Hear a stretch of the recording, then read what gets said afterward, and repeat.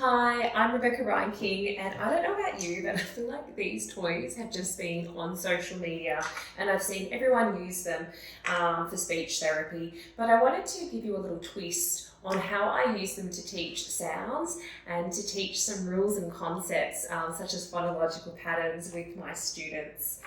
So there's 3 tips I'm going to share today, and the first one is going to be what I originally bought these for. So the first one I saw was this little unicorn, and I thought this would be so good to talk about and to teach the phonological pattern of stopping.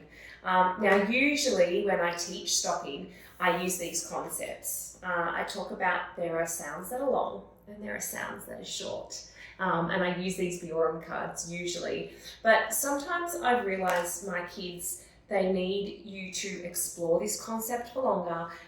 They need you to do lots of different activities to get this idea of long and short. And I just see my highlighters on the table here, so I'm going to give you an example. You know, I've got this table that I can draw, so sometimes I draw long sounds and we draw short little sounds just to help explain that concept.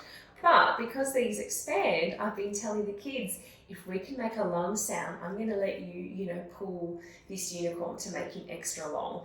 So if we say something like shoe, and they make it long, shoe, and then we put it back together, and then they can make some more long sounds. But if they don't make that distinction, like if they say do, not shoe, I will, look at this unicorn and go, that didn't sound like a long sound. That was really, really short. If you want to, pull this unicorn, you've got to make your long sound. Remember, it's this shoe. And I find that using my finger at the same time that I'm saying that long sound, shoe, it just shows the length. So the child can see that it's long and they can hear that it's long, and it just puts those concepts together.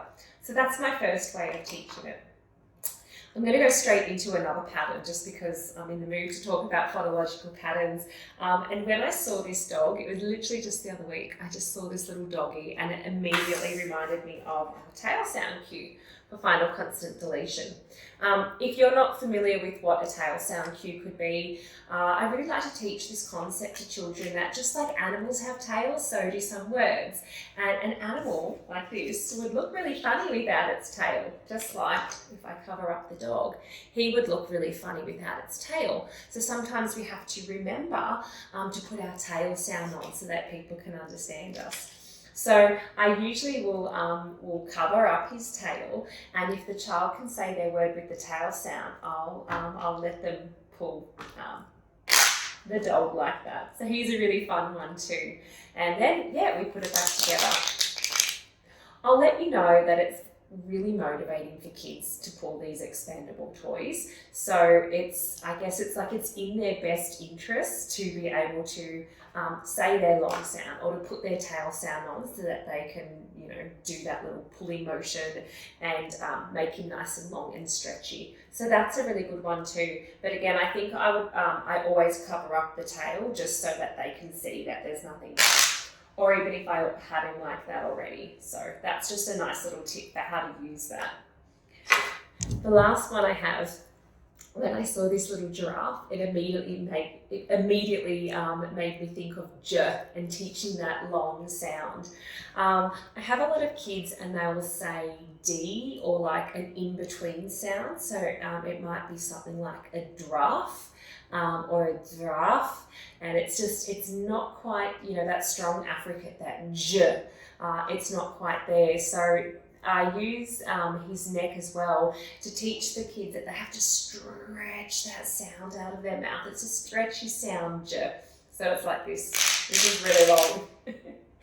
Giraffe, jeep. You've got to make it nice, long and stretchy. This one's really good for giving feedback as well on whether the child is making approximate or if they are really trying. I might stretch the giraffe a little bit. So if jeep, if the child says jeep and there is some frication, there is some lengthening there, I will stretch it a bit. I'll, acknowledge that they are trying to make it sound different to deep. But it is a nice little tool to have for minimal pairs of stopping or just if the child does not have the frication, or if there's that slight distortion with j, he's a really nice one to choose to. So I hope that you've got some ideas. What I'm going to do is, I find that these are quite hard to Google and to search for, because sometimes they're called stretchy animals, sometimes they're called expandable animals. What I've done is, if you look down below in the notes, you'll see that I'll leave some links where you can find these, because there's lots of different animals. I know that there's a dinosaur that I think I'm going to get, and I'd love to see a couple more farm animals out there. So if you do need any, I'll have those links, but I'm also interested in your ideas as well on how you use these. I already thought it would be great to think about like your first sound, your middle sound, and your end sound, so d, o, g. So some phonological awareness activities, but I love expanding my my toolkit, especially with things that I already have. So if you have any great ideas, please share them, because I think we could all learn a lot from each other. I hope you've liked how to use these, and I'll take requests. If you want me to tell you how I use something else in therapy, let me know, because I really like, picking up something really simple and finding as many different ways as I can use them to teach sounds and patterns. So thanks for watching, and make sure that you subscribe for some more therapy tips.